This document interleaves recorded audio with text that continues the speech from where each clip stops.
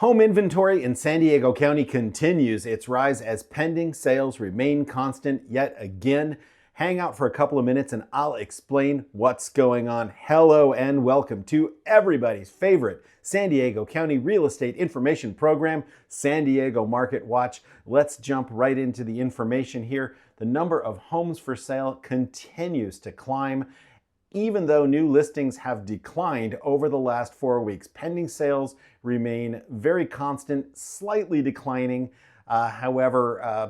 mostly constant over the last 3 months, 6 months, year. The number of pending sales every week has been relatively steady on average at about 450 every single week.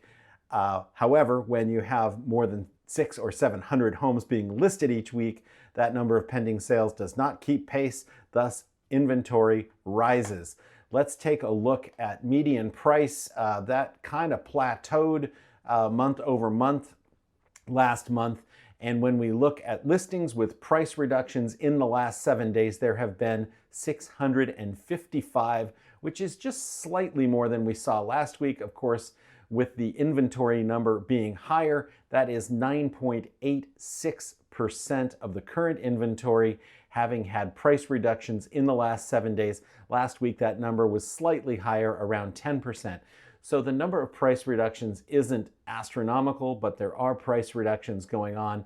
And when we look at rates, those came down a bit over the last 7 days, and they've actually been inching their way down over the last couple of weeks. So that is potentially a bright spot in all of this and could set up a scenario that we've been seeing over the last 3 summers, where inventory builds and builds and builds, and the sky is falling, and then all of a sudden rates come down, buyers flood in and gobble up the available inventory, and the crisis is solved. That is a very plausible scenario for how the rest of this year and into 2026 may play out.